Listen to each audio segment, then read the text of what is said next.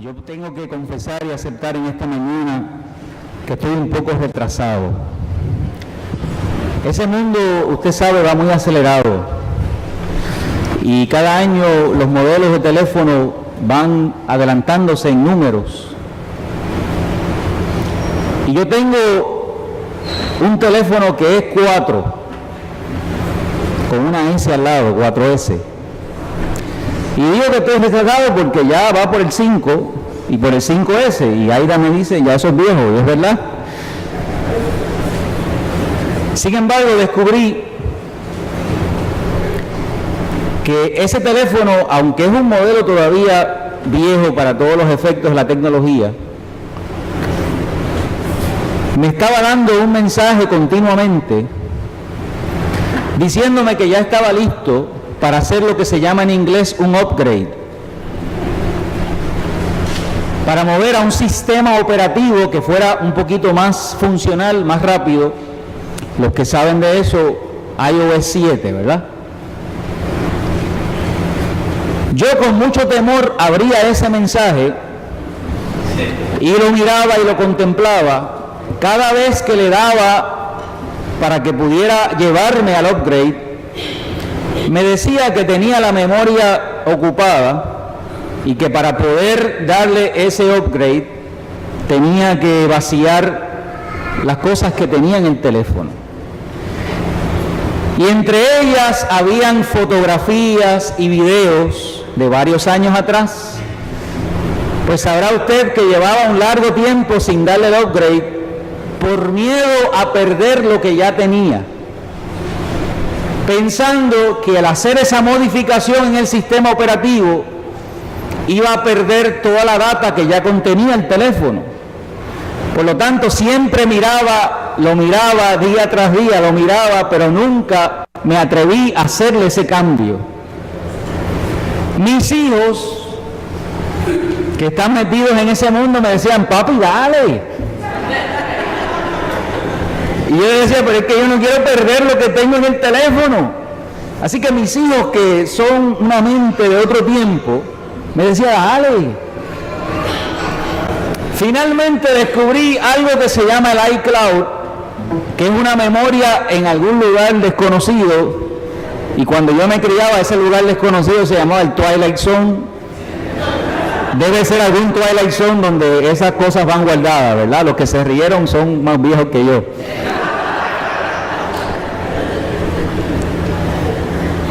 Y eso casi que tiene que uno por fe creer que la data que uno tiene va a estar guardada en esa nube y que si tú haces el upgrade no te va a cancelar las cosas que ya has guardado.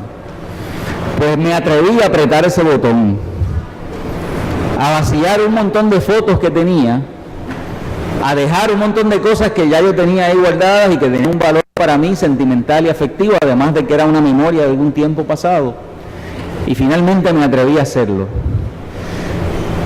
Y descubro que ese upgrade hace posible que el teléfono tenga funciones que no tenía, imágenes que no tenía, que funciona mucho mejor que el modelo operativo que yo tenía, pero que tenía miedo a soltarlo por no perder lo que ya tenía.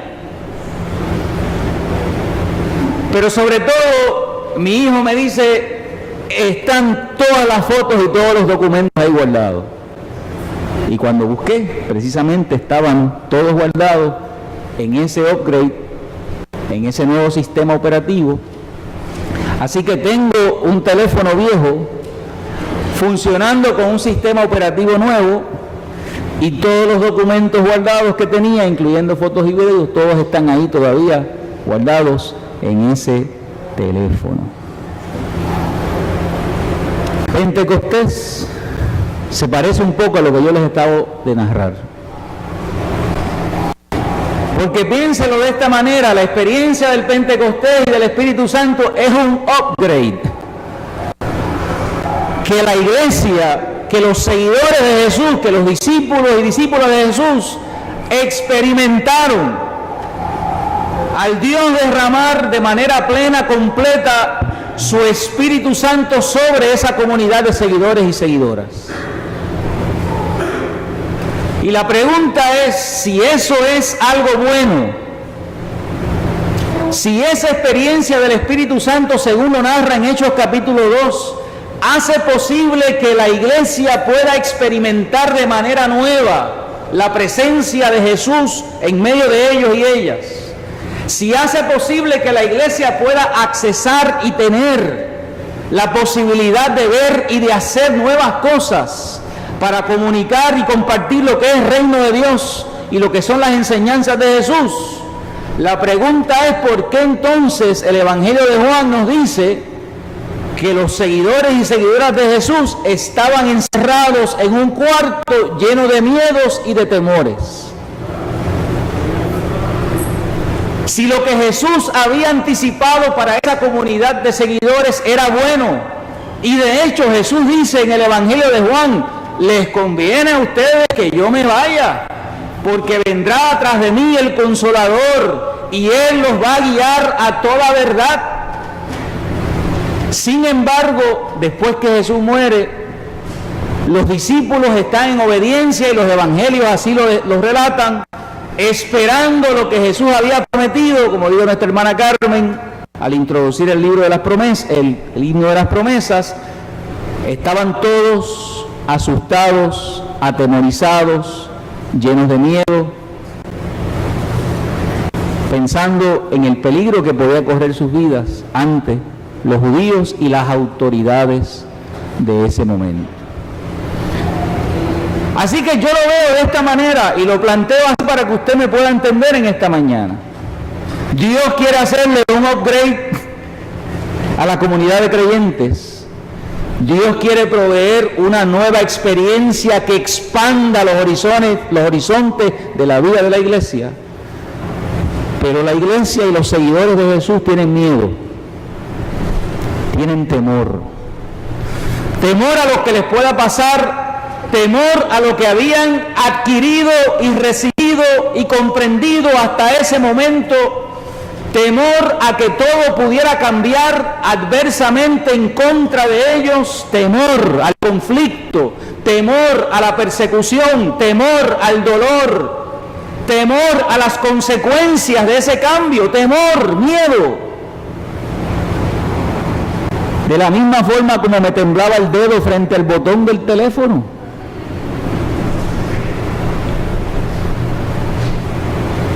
Porque cuando hay temor y hay miedo, nuestra fe se estremece. Aún las promesas que habíamos escuchado, aún los anticipos y los anuncios que Jesús mismo había dado acerca del futuro, del porvenir, todo eso de momento se empaña. Y nos da miedo a veces movernos hacia adelante. Y nos da miedo tomar decisiones que puedan implicar cambios en nuestra vida. Y nos da miedo asumir nuevos momentos, nuevos espacios, nuevas tareas, nuevas responsabilidades. Nos da miedo. Y nos aferramos a lo que tenemos, a lo que hemos conocido, a lo que dominamos, aquello en lo que nos podemos mover con mucha facilidad. Sin embargo, muchas veces en la vida, y así le pasó a la comunidad en Hechos capítulo 2, estaba presente ahí frente a ellos la oportunidad y la necesidad del cambio. Porque su vida de fe, porque la vida y la relación que habían creado con Jesús no podía vivirse de la misma forma. Y como no se podía vivir de la misma manera, era necesario un cambio, una transformación que viniera desde adentro de la comunidad y que hiciera posible que el legado de Jesús, que el mensaje de Jesús, que el reino de Dios pudiera continuar hacia adelante.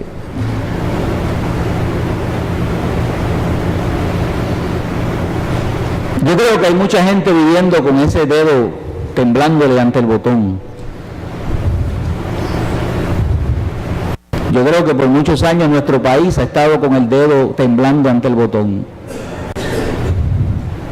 Nos hemos negado a aceptar personal, colectivamente, aceptar la realidad de que necesitamos un cambio que nos mueva a un lugar distinto. Pero los cambios no son fáciles. Y el libro de los Hechos en el capítulo 2 nos muestra que no son fáciles. Sin embargo, son necesarios. Y el día de Pentecostés que celebramos y que recordamos en un día como hoy, y que los recordamos también celebrando el bautismo de hermanos y hermanas de nuestra iglesia, nos afirma que en la vida de los seres humanos, tener conciencia, tomar la decisión necesaria para que esos cambios se den, todavía está operando en la vida de la gente. Todavía el Espíritu Santo, a pesar de esos temores, todavía esa presencia opera en la vida de la iglesia y en la vida de la gente. Porque en esta mañana hay 3 personas que han decidido y han reconocido la necesidad de un cambio en su vida. ¿Acaso eso no es lo que es el bautismo? ¿Acaso no es la afirmación de gente que han reconocido, han decidido y han aceptado la necesidad de hacer un cambio en su vida? Cambio que se ratifica precisamente pasando a través del bautisterio lleno de agua, y no agua fría, sino agua tibia. Gracias a Dios por eso. Y gracias al hermano Quintín que puso ese calentador ahí tempranito. Frente a la experiencia de ser comunidad de fe, ¿por qué nosotros nos alegramos tanto cuando hay gente que decide bautizarse? Porque de alguna manera sentimos que las fronteras de la iglesia siguen expandiéndose. El pueblo de Dios sigue expandiéndose, las fronteras de la comunidad de fe siguen expandiéndose. Y se expande en la medida que hay gente que tiene la valentía de apretar el botón del upgrade, que tienen la valentía de hacer y aceptar esa invitación al cambio, a la transformación, a la vida nueva que pueda haber por delante y que el Señor ciertamente tiene para su pueblo. Por eso es necesario saber y decir en esta mañana que nosotros hoy seguimos siendo la comunidad de Pentecostés. Nosotros seguimos siendo esa comunidad sobre la cual el Espíritu Santo se derramó y se sigue derramando.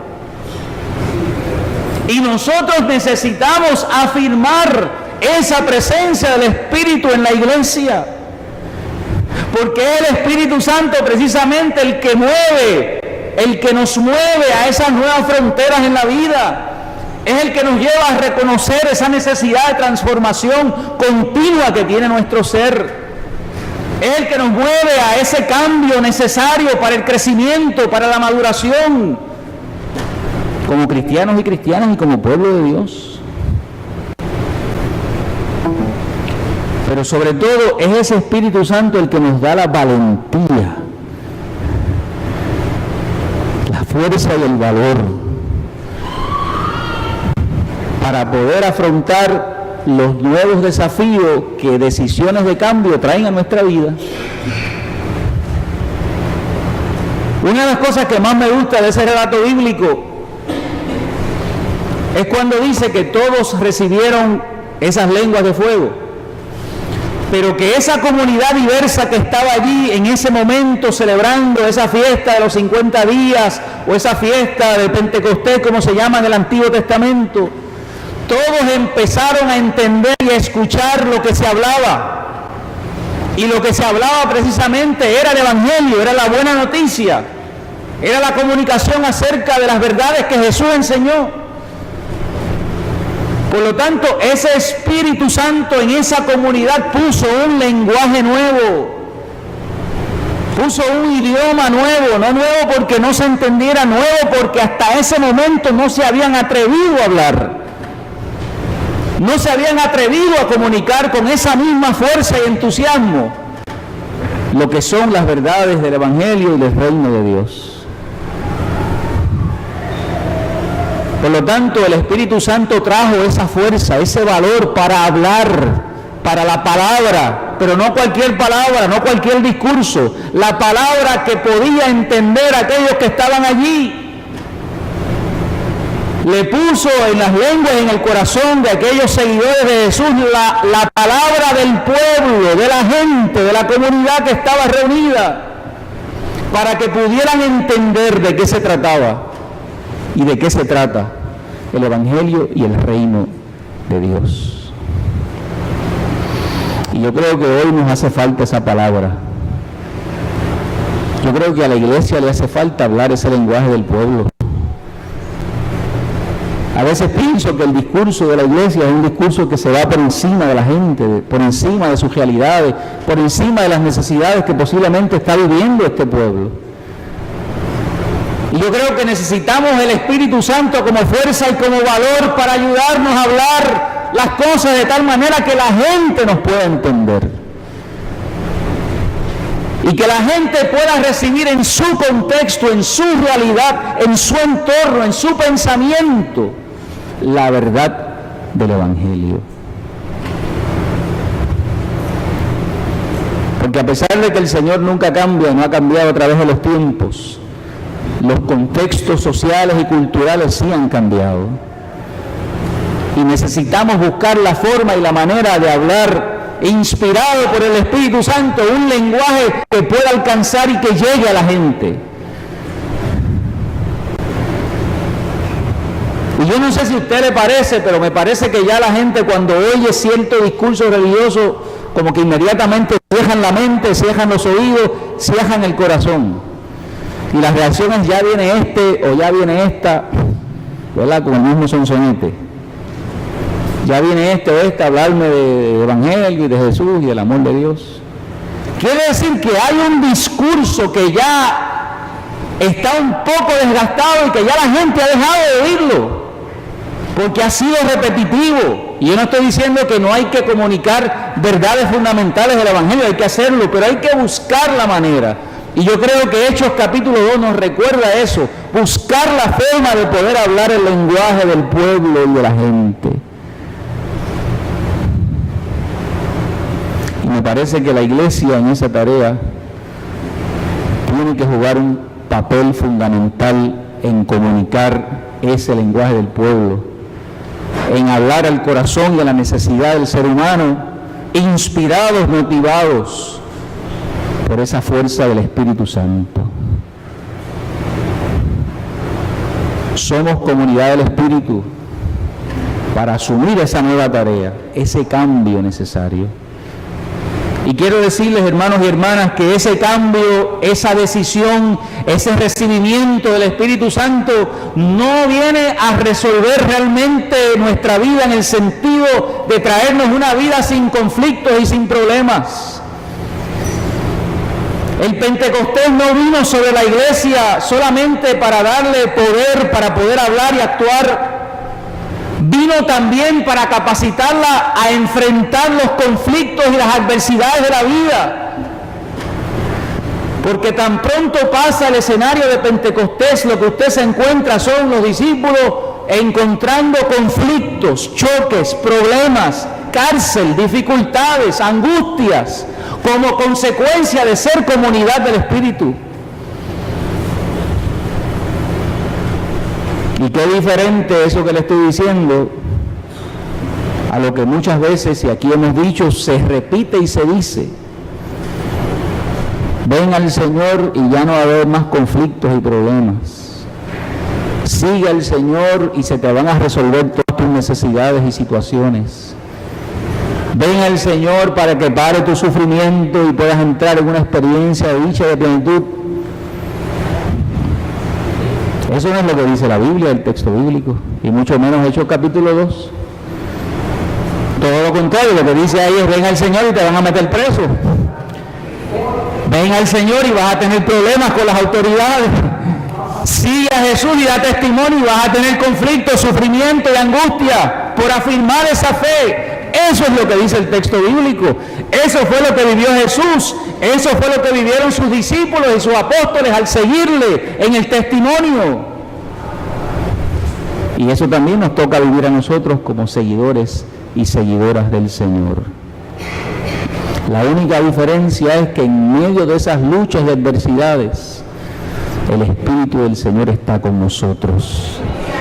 La fuerza del Espíritu Santo nos acompaña, nos inspira, nos empuja a esos límites de la vida, nos mueve a esos horizontes nuevos y nos sigue dando en esos contextos la fuerza para seguir dando testimonio del resucitado.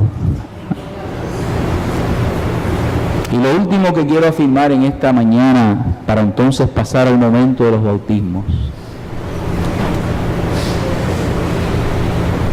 es que el espíritu que recibe la comunidad de cristianos y cristianas en Hechos capítulo 2 no es poder ilimitado, no es poder y fuerza para que la iglesia actúe y haga según le parezca que debe hacer. Ese derramamiento del Espíritu Santo no fue para darle al pueblo y a la iglesia licencia libre para hacer lo que quisieran hacer.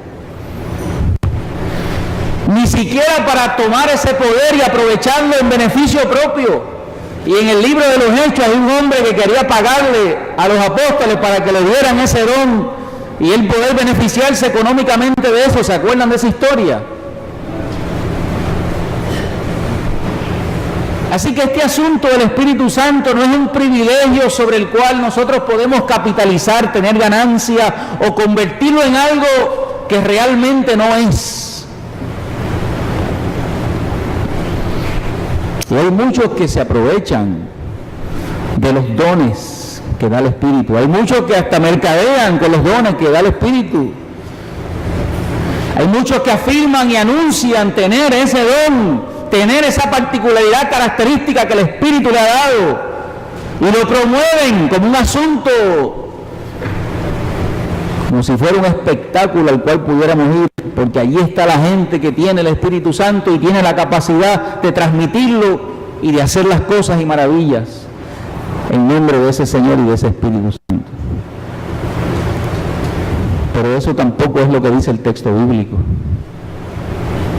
Ese Espíritu Santo que fue dado a la comunidad en Pentecostés es para dar continuidad al ministerio de Jesús. Es para dar continuidad a la palabra, a las acciones y al testimonio de Jesús. Por lo tanto, ese espíritu está enmarcado en ese testimonio de Jesús. Está enmarcado en la vida de los apóstoles, en la doctrina, en lo que enseñaron y comunicaron y que nosotros hemos recibido hasta el día de hoy. Por lo tanto, no es una fuerza que opera así, sin ningún tipo de orden o estructura, todo lo contrario. Está definido por el testimonio y por la vida de Jesús. Tenemos el Espíritu Santo para poder vivir la vida que Jesús vivió. Tenemos el Espíritu Santo para poder amar como Jesús amó. Tenemos el Espíritu Santo para tener la mente de Cristo y operar conforme a esa mente. Tenemos el Espíritu Santo para poder obrar y poder transmitir que Jesús vive en nosotros, que el resucitado está en nosotros y que eso define toda nuestra vida y todo lo que nosotros somos. En esta mañana celebramos Pentecostés afirmando que ese Espíritu sigue estando sobre la iglesia. Los discípulos de Cristo experimentamos en la década del 30 un gran avivamiento que trajo crecimiento, desarrollo, fuerza y vitalidad a nuestra iglesia. Y junto a otros pastores nuestros, yo soy de los que creo que todavía estamos en ese avivamiento, que todavía esa presencia del Espíritu Santo está sobre nosotros y está sobre la iglesia. La pregunta es: ¿por qué tienes o tenemos miedo de hacer el upgrade, de entrar de manera plena en esa experiencia, de permitir a ese Espíritu que dirija, que oriente, que guíe nuestra vida, que mueva nuestra vida, que sea fuerza, que oriente nuestro camino? Me parece que el Señor nos está llamando a ese upgrade, a ese cambio, a ese potencial que el Espíritu Santo le da a la iglesia y que está ahí en el libro de los Hechos, y que nosotros también en el día de hoy podemos seguir asumiendo y experimentando. Yo quiero terminar con una oración y quiero invitarle a las hermanas, a la hermana y a los hermanos que se van a bautizar, que en esta oración final se vayan acomodando. Pueden pasar por esa puerta que está detrás de la batería aquí, en el pasillo izquierdo.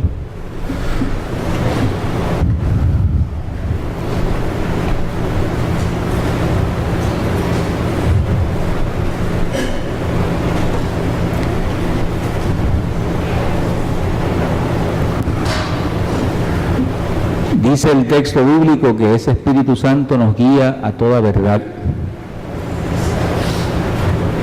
Y damos gracias al Señor porque en esta mañana ha guiado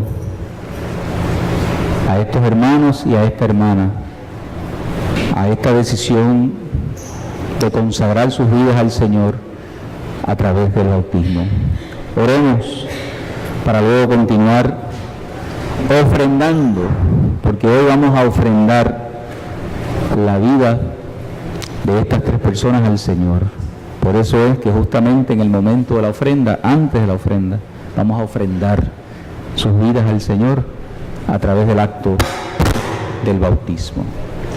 Señor, te damos gracias en esta mañana, porque tu Espíritu Santo sigue como fuerza renovadora, inspiradora en medio de tu pueblo. Señor, ayúdanos, Padre amado, a mantenernos en esa frontera a la que el Espíritu nos mueve. Ayúdanos, Señor amado, a aceptar y asumir los cambios y las transformaciones que tu Espíritu inspira en nuestro corazón y nuestra vida de pueblo. Ayúdanos, Señor amado, a abrazar esa fuerza dinámica de tu presencia en medio de nuestros ministerios, de nuestra vida como cristianos y cristianas. Ayúdanos, Señor amado, a seguir afirmando el avivamiento de tu obra en medio de los tiempos. Necesitamos, Señor, de tu Espíritu. Necesitamos en estos tiempos de esa presencia viva tuya, Señor, que mueve a la iglesia, que transforma el corazón y la mente, que impulsa en nosotros, oh Dios, el cambio necesario conforme al testimonio de Jesús en nuestras vidas. En tus manos, Señor, estamos, y en tus manos encomendamos en esta mañana la vida de estos 3 hijos tuyos, Señor, para que tú, oh Dios, mediante tu Espíritu, les sigas acompañando en su desarrollo, en su crecimiento, como nuevas criaturas afirmadas por este acto de bautismo en ti. En tus manos, Señor, nos encomendamos en el nombre de Jesús. Amén.